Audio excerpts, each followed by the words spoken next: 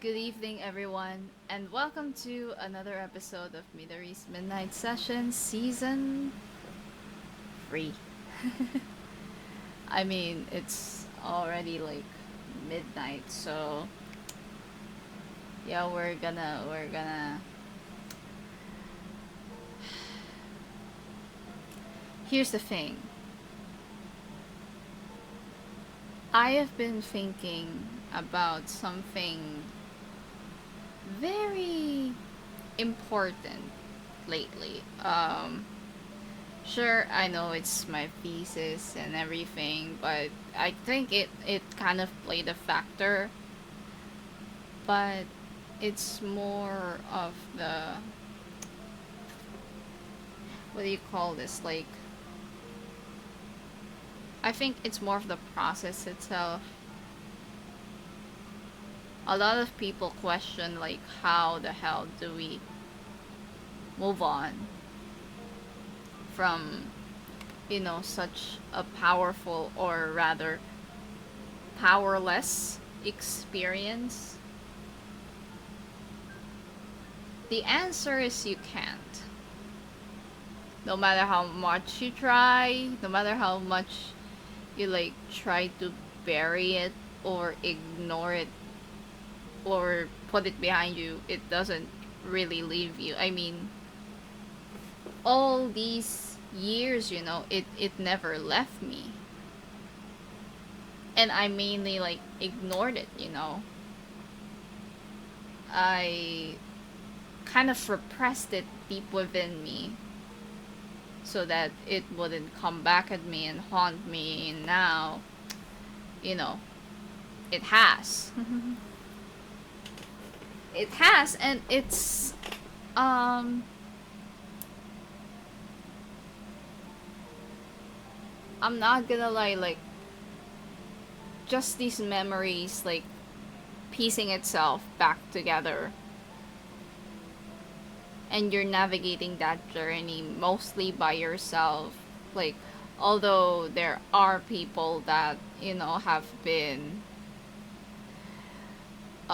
with you throughout the way, it just doesn't seem like, you know um it just doesn't seem like it would be viable enough to have them by your side. And you're mostly navigating this on your own, because as much as it is a communal process, it's also a lonesome process. It's a very, very lonesome journey. Sometimes it's hard to, like, just try to piece things. Like, you know how I've been saying lately, and especially in the last few episodes, that I'm just like trying to piece up the fragments that I do have, like the memories that I do have. I'm trying to, like, piece it together. Um, like, there's only one thing I could remember from that time.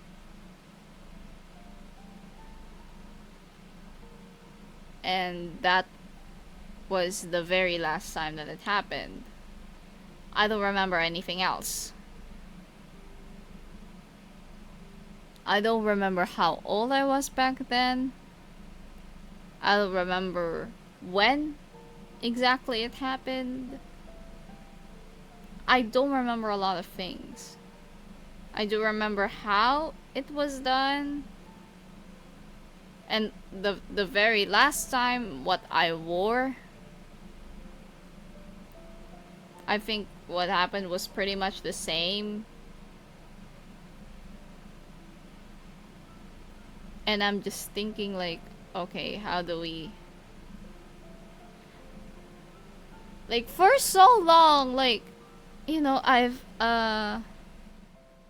I've kind of intellectualized it. I've put a rational side to it, but I haven't really thought of it. It wasn't afterthought really for me until 2 years ago. And as you know, what happened 2 years ago, I've repeated it too many times. I've gotten tired of recounting it again at this point. If if you're if you're still up for it, like, I think you should listen to like the older episodes. Should be season 2 episode 1 or the last episode. Episode number 14. There are times when I really just sit in the bedroom and I think, sure, I've come really far. I really want to help people talk about this, like, open this a little more, you know, and especially in the context of my profession. You know, you really want to open doors. You really want to spark these conversations inside. But the thing about this is, I was thinking like the other day,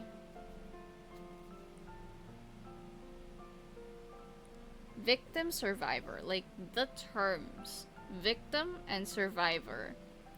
Um and I said last time that I couldn't really grasp the term survivor because I wasn't. I mean, yes, I did survive, but that feels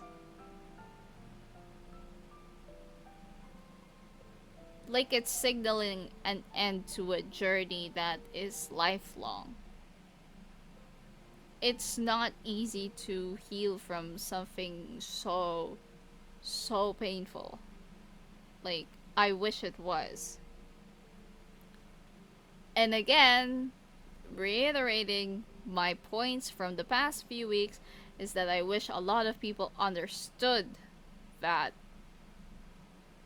pain this whole thing causes you, and it causes you to open up so many wounds, so many old wounds that you know you never even knew you had.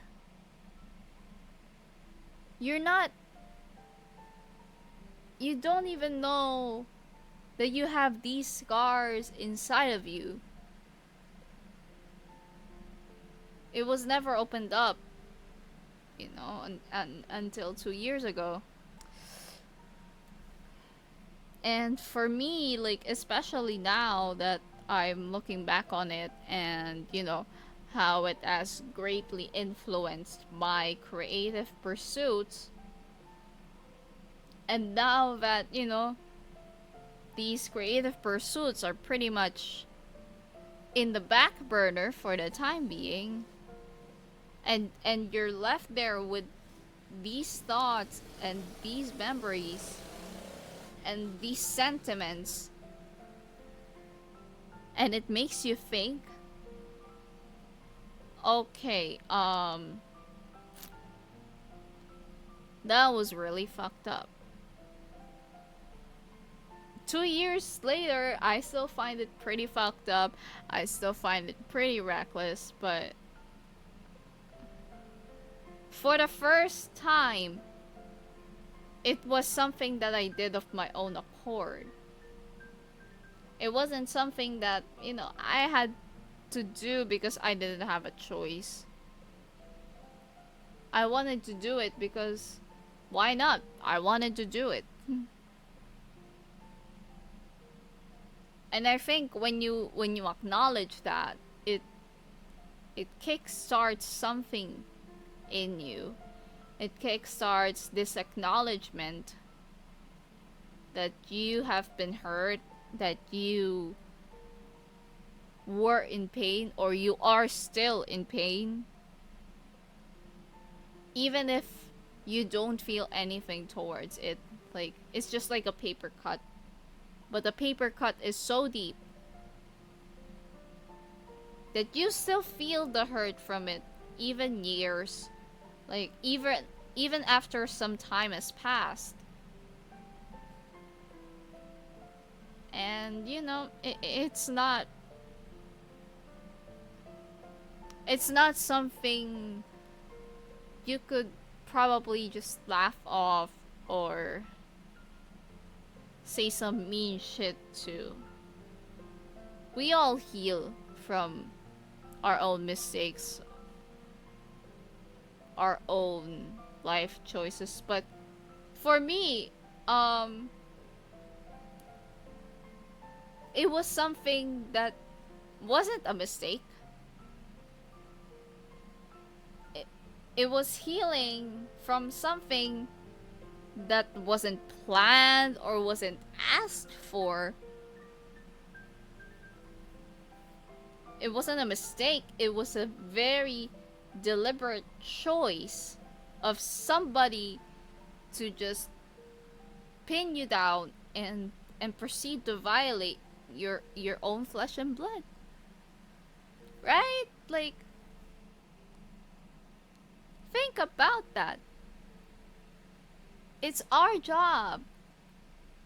It's the victim's job to heal themselves from what has been done to them. But people just ignore that. People just think of the superficial effects this so-called mistake has on people. And it makes you question why the hell do we have to heal? We heal. What are we healing from exactly? I think, first of all, we're healing ourselves. Well, aside from the obvious, we're healing that part of us that were practically helpless when each of our experiences happened. We heal ourselves when that part of us that felt like they couldn't ask for help. They couldn't, turn to someone when they just want somebody to talk to, when they just basically have no one on their side. We heal that part of ourselves that felt like their needs weren't met. That felt like,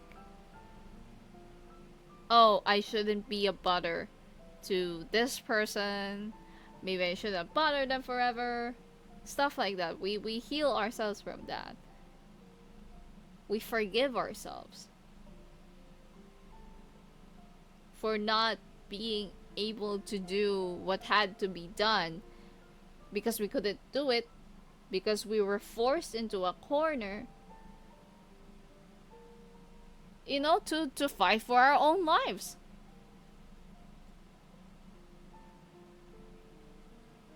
Like me, I was backed into a corner. Figuratively, I was pinned down. Literally. On the bed. And I had to fight to survive.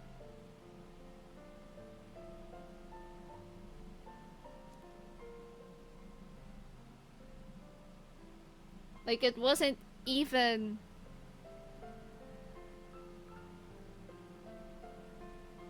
It wasn't even a choice. Like, you just had to go for it. You just had to, like,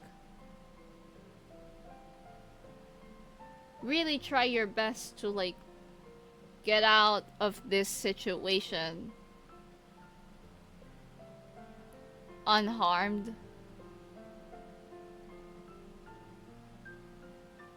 You heal yourself, like you forgive yourself for not being strong enough to fight that person off, to fight back, to stand up for what you really believe in. You forgive yourself for that. You also forgive yourself for the times that you couldn't meet somebody else's needs.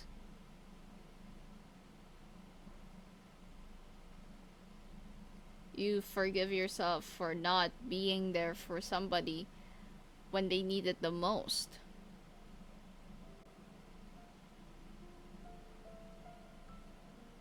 There are a lot of things that you have to forgive yourself for. And honestly, it's not easy to do that, especially when you're somebody that likes to, or rather prefers to do things independently because they don't have anyone to rely on. They don't have anyone to ask help for things that they need to do, you know. Unfortunately, that's a lot of us. But you know, you gotta stop. There will be a time when you're just sitting in there drowning in your thoughts and just reflecting on this situation or how you ended up in this situation. You know, just a lot of things like could have gone better, could have gone worse. We forgive ourselves for constantly being on the edge. You know, for like somebody, like for example, you're you're not even being touched. Somebody's just like calling you out and you flinch. Or even in the event that somebody does touch you and you flinch anyway.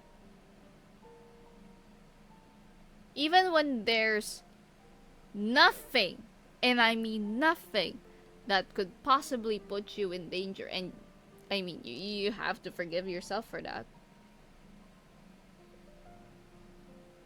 Because you were raised to always fear for your safety, fear for your life, really. You forgive yourself for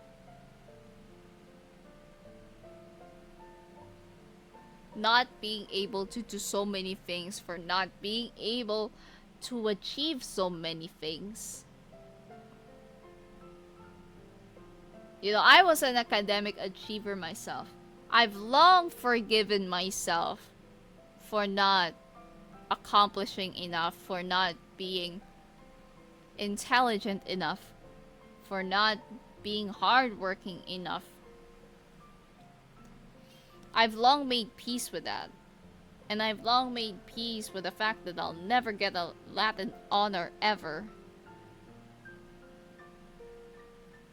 And, you know, I'm kind of glad about that, because in all honesty, I don't think that it is important to have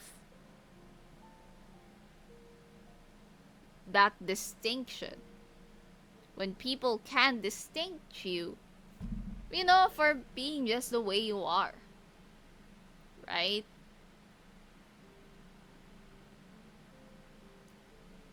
Like, how do you work? How do you present yourself? How's your work ethic looking like? You know, that kind of stuff. When you are able to distinguish yourself, you've achieved a lot, you know. But a lot of us are still regretting not being an academic achiever.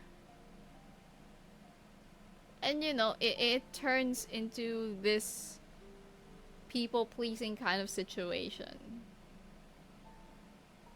That, oh, I have to do this for whoever this person that I cherish is, you know. Because they love my work, or they love my stuff, or they just love me in general. Like, I don't know what the hell they're thinking. That kind of stuff, we need to heal from that. And